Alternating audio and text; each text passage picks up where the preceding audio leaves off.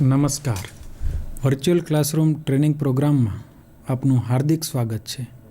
Virtual classroom training પ્રોગ્રામના હું JP Devmurari, Amreli આઈટીઆઈમાં electrical ગ્રુપમાં સુપરવાઇઝર ઇન્સ્ટ્રક્ટર તરીકે ફરજ બજાવું છું. વર્ચ્યુઅલ ક્લાસરૂમ ટ્રેનિંગ પ્રોગ્રામમાં આ સેશનમાં આપણે સ્ટાન્ડર્ડ અને સ્ટાન્ડર્ડાઇઝેશન વિશેનો અભ્યાસ કરીશું.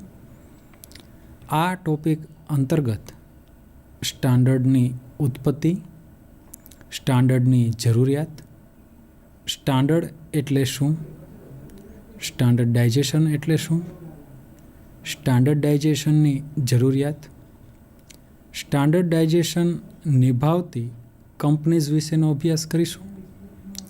સ્ટાન્ડર્ડાઇઝેશન નિભાવતી અલગ અલગ દેશોમાં આવેલી કંપનીઝનો અભ્યાસ કરીશું.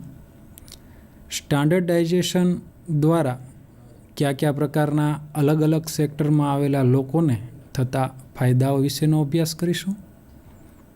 તો મિત્રો, સર્વપ્રથમ આજે આપણે સ્ટાન્ડર્ડની ઉત્પત્તિ જોઈએ.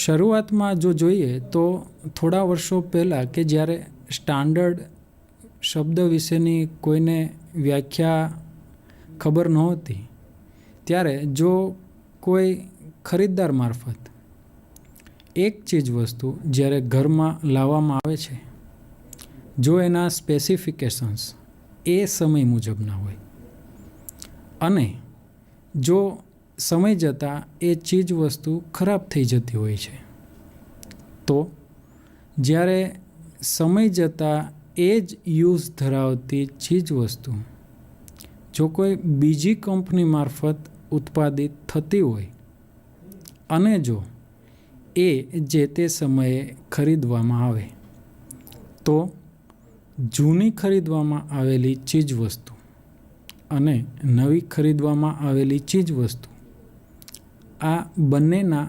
સ્પેસિફિકેશન્સ અલગ અલગ હોય તો બંને છે એકબીજા સાથે રિપ્લેસ કરી શકાતા નથી. એટલે કે જો જૂની ચીજ વસ્તુ કોઈ એક્સ કંપનીઝની હોય તો જ્યારે તે ખરાબ થાય ત્યારે આ જ કંપનીઝની વસ્તુ ખરીદવી પડે છે. એટલે કે બંનેના સ્પેસિફિકેશન્સ એક ન હોવાને કારણે આ તફાવત જોવા મળે છે. તો મિત્રો, આ રિપ્લેસમેન્ટ ત્યારે જ શક્ય છે જો સ્પેસિફિકેશન્સ એ કોઈ પણ કંપની મારફત ઉત્પન્ન થતી ચીજવસ્તુમાં એક સમાનતા જાળવવામાં આવે. તો હવે આપણે સર્વપ્રથમ જોઈએ તો સ્ટાન્ડર્ડ એટલે શું. સર્વપ્રથમ જો જોઈએ તો સ્ટાન્ડર્ડ એટલે શું. આમ તો મિત્રો, સ્ટાન્ડર્ડને કોઈ શાબ્દિક વ્યાખ્યામાં બાંધી શકાતું નથી, પણ છતાં જો જોઈએ તો સ્ટાન્ડર્ડ્સને અમુક સમાનાર્થી શબ્દો દ્વારા દર્શાવી શકાય છે. જેમ કે સ્ટાન્ડર્ડને જો જોવા જઈએ તો સ્ટાન્ડર્ડ્સ ચીજ વસ્તુની બનાવટમાં રહેલી ગુણવત્તા, ચીજ વસ્તુના માપ સાઇઝ, ચીજ વસ્તુની ચોક્કસતા એટલે કે બનાવટની ચોક્કસતા, આ 3 પ્રકારના સમાનાર્થી શબ્દો દ્વારા આપણે સ્ટાન્ડર્ડનું ડેફિનેશન આપી શકીએ છીએ. જો સ્ટાન્ડર્ડ્સનો ઉદાહરણ તરીકે અભ્યાસ કરવો હોય તો દાખલા તરીકે કોઈ એક CFL કે જે બજારમાંથી ખરીદવામાં આવે છે, એ કોઈ પણ કંપનીઝ દ્વારા ઉત્પાદિત હોય છતાં પણ એ અન્ય ઉત્પાદિત કરવામાં આવતા કોઈ પણ પ્રકારના હોલ્ડરમાં ફિટ બેસી જાય છે, તો આ વસ્તુ ત્યારે જ શક્ય છે કે જો સ્ટાન્ડર્ડ જાળવવામાં આવ્યા હોય. જો આ ઉદાહરણને સમજીએ તો જ્યારે CFLના બેક પાર્ટ્સ આપણે જોઈએ છીએ તો તેની અંદર એક કેપ રહેલી હોય છે અને એ કેપમાં 2 ટર્મિનલ આવેલા હોય છે. તો આ જે કેપ અને એના 2 ટર્મિનલ્સ એ ચોક્કસ માપ સાઇઝના જ હોવા જોઈએ અને જો તેને આપણે કોઈપણ પ્રકારના હોલ્ડરમાં ફિટ બેસાડવા હોય તો એ કેપ અને ટર્મિનલના માપ સાઇઝ મુજબનું હોલ્ડરના એ બેઝ આવેલો હોય છે. જો હોલ્ડરમાં આ કેપ પ્રમાણેના માપ સાઇઝ જાળવવામાં આવતા નથી તો તેના હિસાબે થશે શું કે અલગ CFL માટે અલગ પ્રકારના માપ સાઇઝ ધરાવતું હોલ્ડર આપણે ખરીદવાનું રહેશે. એટલે કે જો કોઈ કંપની CFL બનાવતી હોય તે જ કંપની પોતાના માપ સાઇઝ અનુસાર હોલ્ડર છે તે ઉત્પાદિત કરશે અને તેનો જ ઉપયોગનો આગ્રહ રાખવો પડશે. એટલે કે જો સ્ટાન્ડર્ડ્સ જાળવવામાં આવતા હોય તો CFL બનાવતી અલગ અલગ કંપનીઓ અને હોલ્ડર બનાવતી અલગ અલગ કંપનીઓના માપ સાઇઝ સ્ટાન્ડર્ડ્સમાં એક પ્રકારની સમાનતા જોવા મળી શકે છે. એટલે કે કોઈ પણ CFL એ કોઈ પણ હોલ્ડરમાં ફિટ બેસી શકે છે. ત્યારબાદ જો જોઈએ તો સ્ટાન્ડર્ડ્સની જરૂરિયાત જે આપણે સ્ક્રીન પર જોઈશું. સ્ટાન્ડર્ડની જો જરૂરિયાત જોઈએ તો કોઈપણ ચીજ વસ્તુ જ્યારે X જગ્યા પરથી ખરીદવામાં આવે અને જો તેનો ઉપયોગ Y જગ્યા પર કરવામાં આવે તો પણ તે ચીજ વસ્તુ સહેલાઈથી રિપ્લેસ કરી શકાય તેવી હોય છે. અને આ ત્યારે જ શક્ય બને છે કે જ્યારે ચીજ વસ્તુના ઉત્પાદન દરમિયાન જો સ્ટાન્ડર્ડ જાળવવામાં આવેલા હોય છે. જો આ વસ્તુ સમજીએ તો કોઈ પણ X કંપનીઝ મારફત ઉત્પાદિત થયેલ ચીજ વસ્તુ કે જેનો આપણે કોઈ ઉપયોગ એ આપણા ઘરગથ્થુ ઉપયોગ માટે કરતા હોઈએ છીએ. હવે જો સમય જતાં એ ખરાબ થતી હોય તો જેમ આપણે અગાઉ પણ સમજ્યું કે સમય જતાં જો તે કંપની મારફત તે પ્રકારની ચીજ વસ્તુનું ઉત્પાદન એ અન્ય કંપનીઓ પણ કરતી હોય તો જો બજારમાં Y કંપનીઝ મારફત મળતી ચીજ વસ્તુ જ્યારે આપણે ખરીદીએ છીએ અને જો સ્ટાન્ડર્ડ્સ જાળવવામાં આવેલા હોય તો Y કંપનીઝ મારફત ઉત્પાદિત થતી ચીજ વસ્તુ X કંપનીઝ મારફત ઉત્પાદિત થતી ચીજ વસ્તુ સાથે રિપ્લેસ કરી શકાય. એટલે કે જ્યારે સ્ટાન્ડર્ડ્સ જાળવેલા હોય ત્યારે જ આ વસ્તુ શક્ય છે. અન્યથા જો સ્ટાન્ડર્ડ્સ જાળવતા નથી તો આ બંને X અને Y કંપનીઝની ચીજ વસ્તુ એકબીજા સાથે રિપ્લેસ કરી શકાતી નથી. ત્યારબાદ જો જોઈએ તો નેક્સ્ટ સ્લાઇડમાં જો આના વિશેનું એક ઉદાહરણ લઈએ તો ધારો કે બજારમાં 100 વોટનો લેમ્પ બનાવતી અલગ અલગ કંપનીઓ આવેલી હોય છે. હવે આ અલગ અલગ કંપનીઝ એ 100 વોટનો જ્યારે બલ્બ બનાવતા હોય ત્યારે એ બલ્બમાં આવેલી ફિલામેન્ટ અને એની અંદર આવેલા એલિમેન્ટની જો રેઝિસ્ટિવિટીમાં સ્ટાન્ડર્ડતા જાળવવામાં આવતી નથી તો શું થઈ શકે?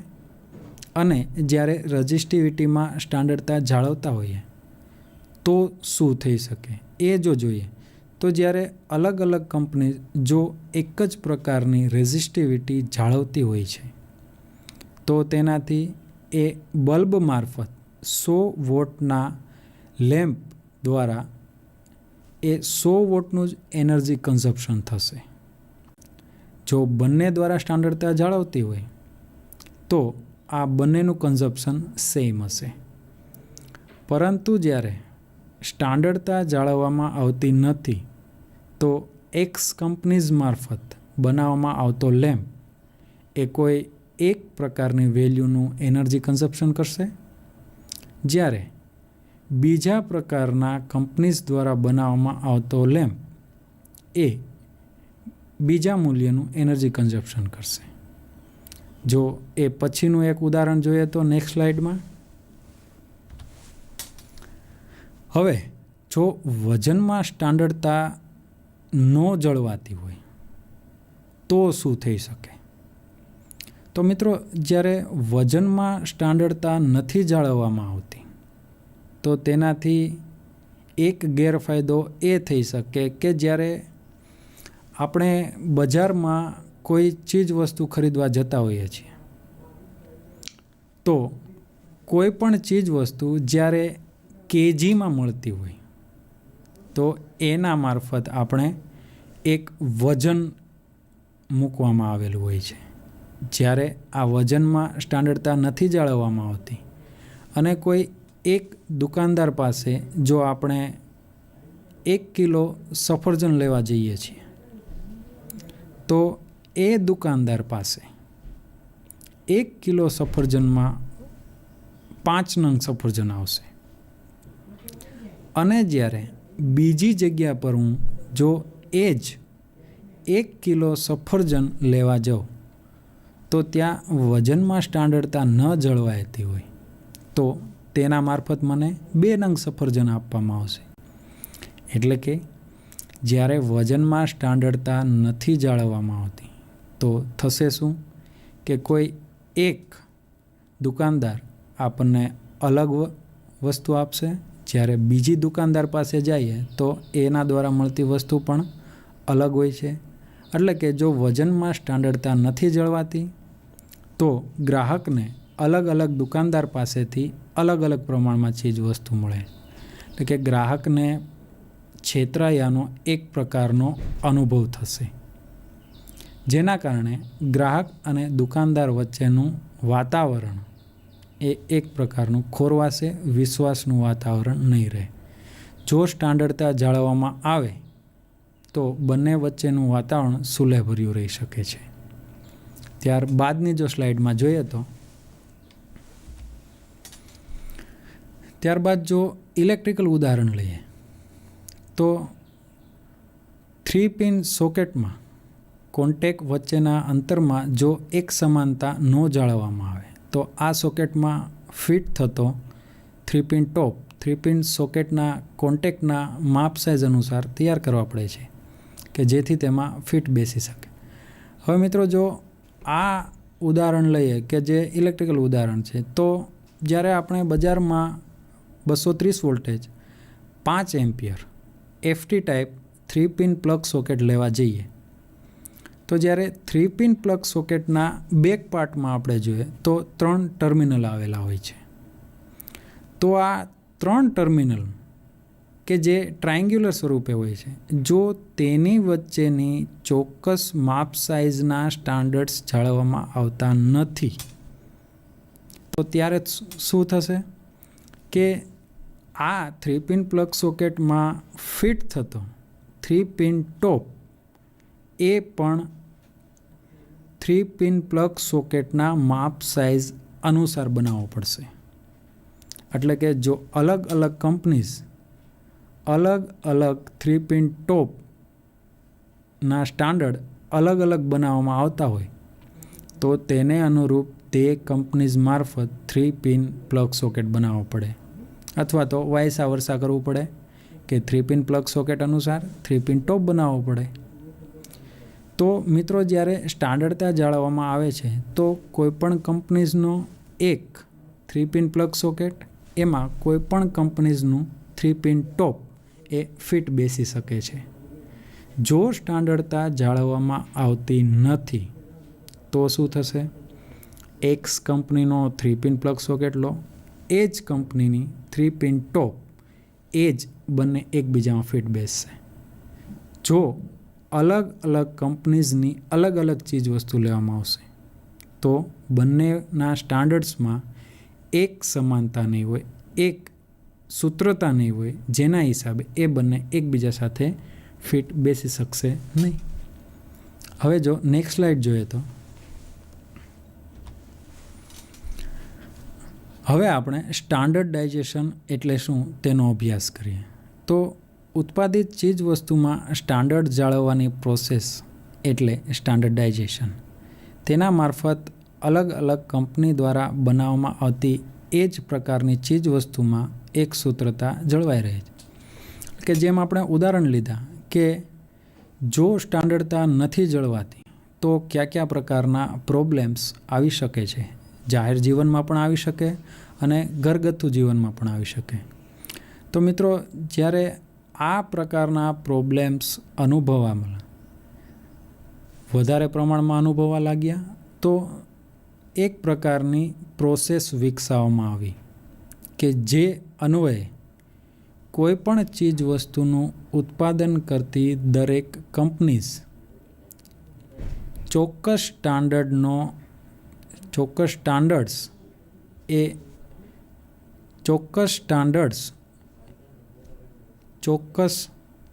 પ્રકારના સ્ટાન્ડર્ડ્સ જાળવવા માટેની એક પ્રોસેસ વિકસાવવામાં આવી. આ પ્રોસેસને આપણે સ્ટાન્ડર્ડાઇઝેશન કહીએ છીએ.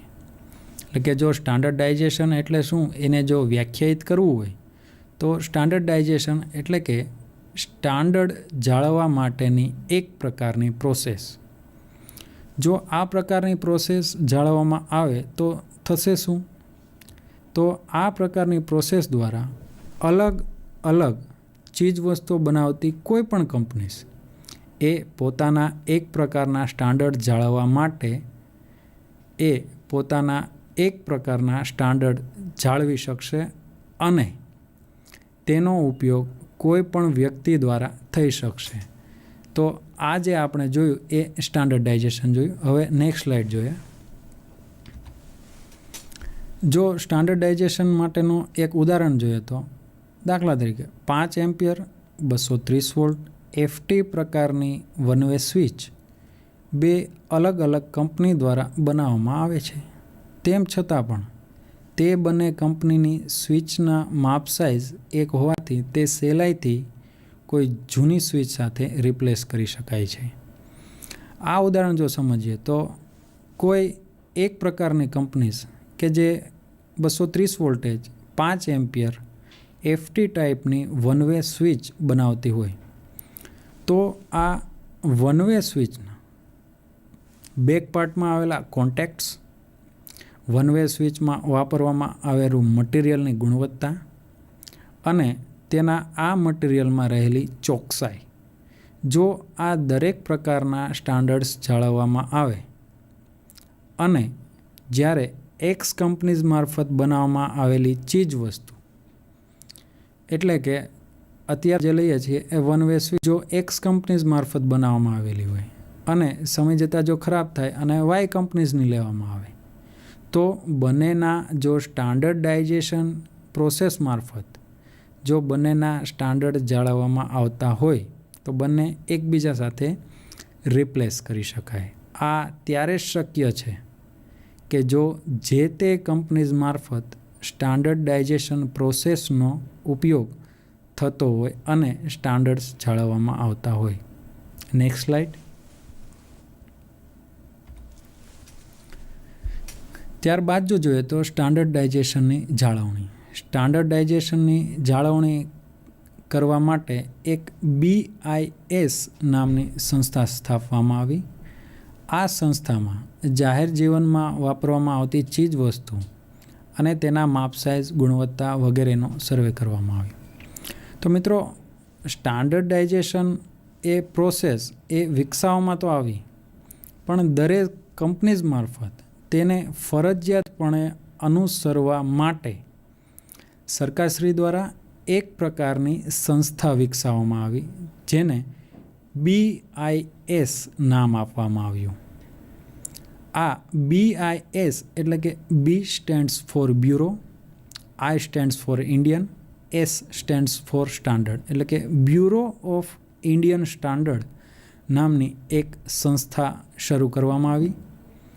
શરૂઆતમાં આ સંસ્થાના સભ્યોનું ફક્ત ને ફક્ત એક જ કાર્ય હતું કે બજારમાં કોઈ પણ કંપનીઝ દ્વારા વેચવામાં આવતી ચીજ વસ્તુઓનો સર્વે કરવો, તે ચીજ વસ્તુઓના માપ સાઇઝની નોંધણી કરવી, તે ચીજ વસ્તુની બનાવટની ગુણવત્તા અને ચોક્કસતાનો એક પ્રકારનો સર્વે કરવો તે શરૂઆતમાં BISના સભ્યોનું કાર્ય હતું. Next slide. આ સર્વે અનુસાર BIS દ્વારા સ્ટાન્ડર્ડ માટેની જરૂરી માર્ગદર્શિકા પ્રકાશિત કરવામાં આવી છે. આ માર્ગદર્શિકા અનુસાર ચીજ વસ્તુનું ઉત્પાદન કરતી કંપનીઓ દ્વારા આ સ્ટાન્ડર્ડને અનુસરવામાં આવે છે. આ પ્રોસેસ દ્વારા અલગ અલગ કંપની દ્વારા ઉત્પાદિત ચીજવસ્તુમાં સામ્યતા જોવામાં મળે. તો મિત્રો, BIS એ સંસ્થા શરૂ કરવામાં આવી અને તેના સભ્યો દ્વારા જ્યારે સર્વે કરવામાં આવ્યો, આ સર્વેને અનુરૂપ અલગ અલગ ચીજવસ્તુઓના અલગ અલગ સ્ટાન્ડર્ડ્સ નક્કી કરવામાં આવ્યા. આ સ્ટાન્ડર્ડ્સ પ્રમાણે એક પ્રકારની માર્ગદર્શિકા, એક પ્રકારની બુકલેટ બહાર પાડવામાં આવી. આ બુકલેટને ફરજિયાતપણે જે તે ઉત્પાદન કરતી કંપનીઝને અનુસરવા માટે ફરજ પાડવામાં આવે છે કે જેને કારણે જે તે કંપની કે જે પોતાનું પ્રોડક્શન કરતી હોય એના પ્રોડક્ટમાં એક પ્રકારના સ્ટાન્ડર્ડ્સમાં એક સૂત્રતા જોવા મળે, એક સમરૂપતા જોવા મળે. Next slide. ત્યારબાદ BIS દ્વારા આ ઉત્પાદિત ચીજ વસ્તુઓનું ટેસ્ટિંગ કરવામાં આવે છે અને આ ટેસ્ટિંગમાંથી પસાર થયા બાદ BIS દ્વારા તે ચીજ વસ્તુ પર જરૂરી માર્કો લગાવવામાં આવે છે.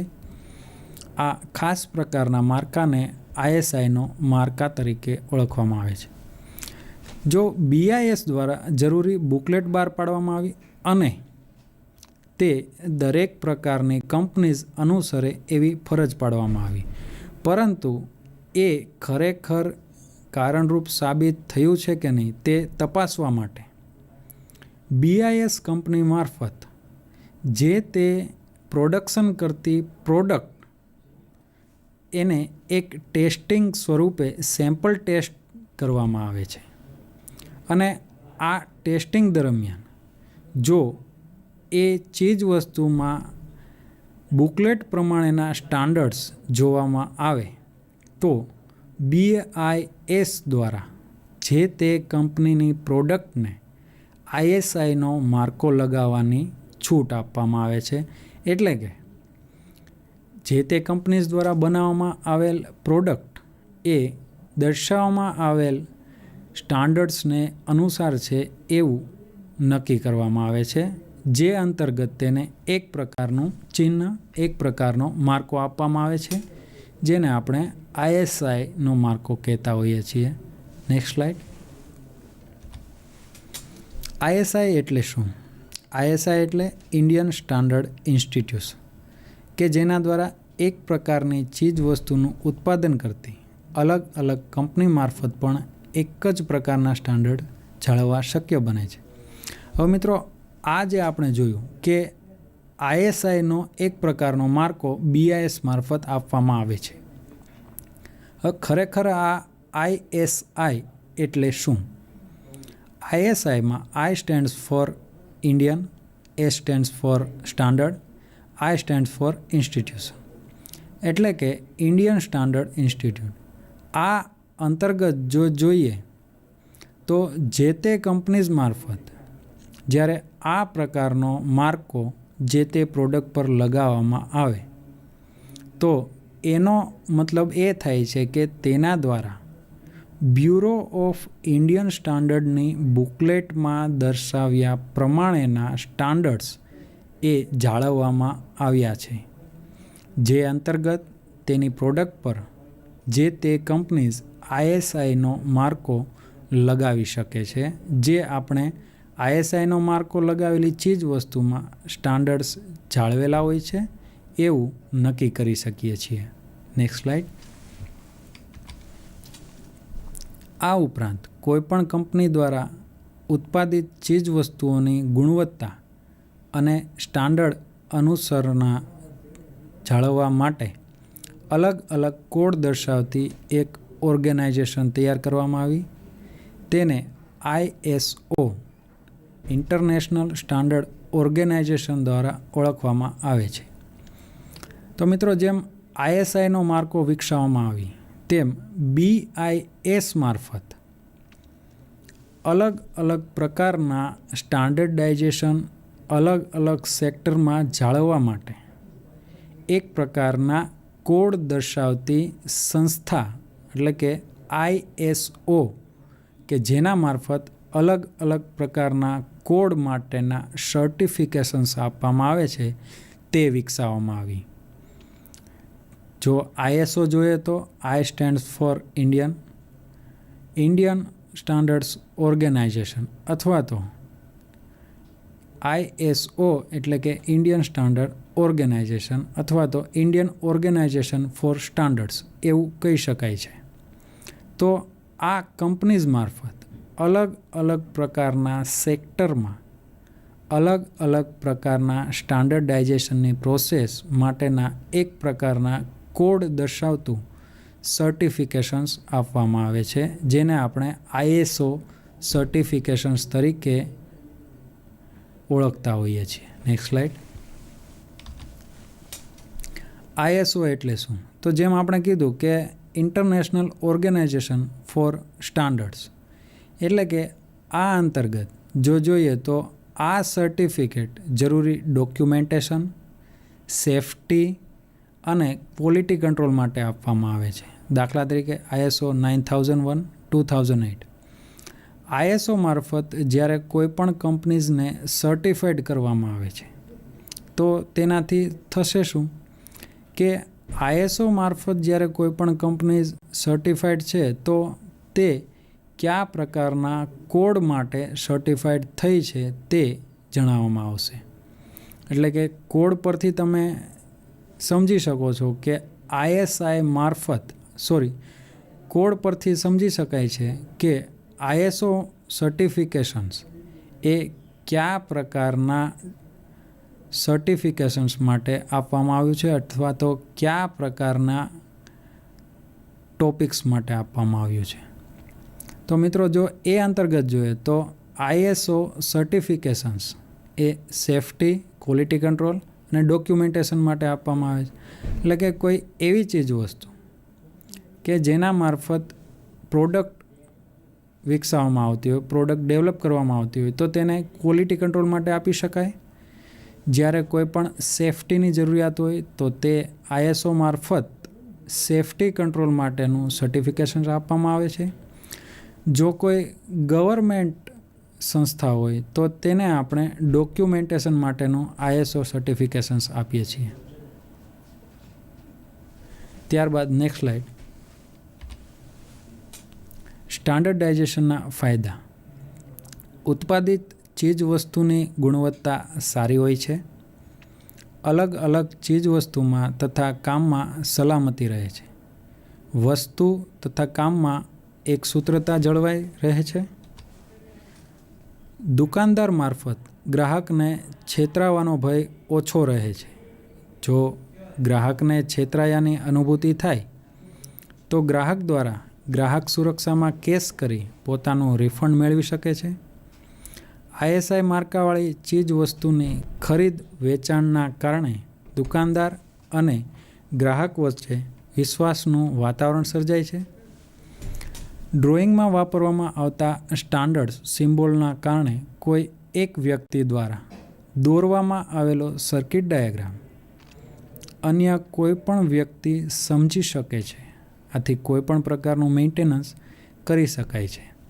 જો મિત્રો સ્ટાન્ડર્ડાઇઝેશનના ફાયદા જોઈએ તો ડ્રોઈંગમાં જો સ્ટાન્ડર્ડતા જાળવવામાં આવે તો જ્યારે કોઈ પણ એક વ્યક્તિ મારફત જ્યારે કોઈ પણ એક બિલ્ડિંગ્સ બનતી હોય ને તેનું જો વાયરિંગનું ડ્રોઈંગ દોરવામાં આવે અને તેમાં જો સિમ્બોલિક તરીકે સ્ટાન્ડર્ડતા જાળવવામાં આવે તો અમુક સમય બાદ જ્યારે તેમાં કોઈ પણ પ્રકારનું મેન્ટેનન્સ કરવામાં આવે તો જ્યારે કોઈ પણ નવા કારીગર પાસે કરાવવામાં આવે તો તેના દ્વારા જો આ સિમ્બોલિક ભાષામાં દોરવામાં આવેલ ડ્રોઈંગ જો એ ઉકેલી શકે, જો એમાં સ્ટાન્ડર્ડતા જાળવેલી હોય તો જ એ શક્ય છે અને તો જ એ હેલ્પર અથવા તો કારીગર દ્વારા એ મેન્ટેનન્સ કરવું શક્ય બને છે.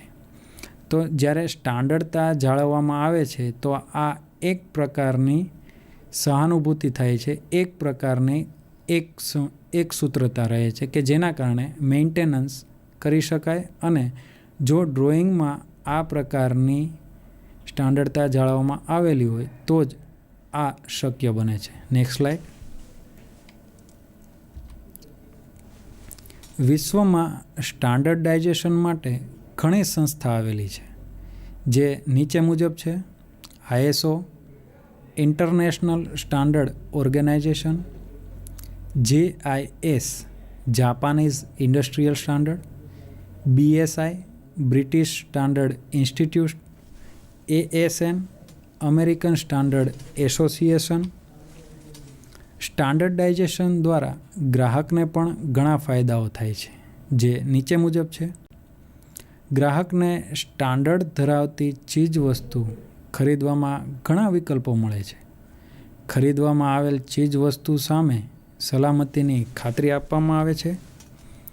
સ્ટાન્ડર્ડાઇઝેશન દ્વારા ઉત્પાદકને પણ ઘણા ફાયદા થાય છે, જે નીચે મુજબ છે: ઉત્પાદકને કોઈ પણ પ્રકારની ખાતરી વગર પોતાની ચીજ વસ્તુ સહેલાઈથી ગ્રાહકને વેચી શકાય છે.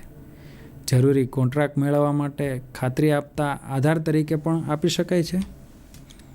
બેન્કો દ્વારા પણ કંપનીને જરૂરી પ્રોત્સાહન આપવામાં આવે છે. નેશનલ બેંક અને IDBI બેંક દ્વારા પણ ISI માર્ક ધરાવતી ચીજવસ્તુના ઉત્પાદનમાં જરૂરી લોન સ્વરૂપે આર્થિક મદદ મળી રહે તે જોવામાં આવે છે. સ્ટાન્ડર્ડાઇઝેશન દ્વારા નિકાસકારોને થતા ફાયદાઓ: નિકાસ કરવાના જરૂરી કોન્ટ્રાક્ટ મેળવવા માટે ખાતરી આપતા પુરાવા તરીકે પણ દર્શાવી શકાય.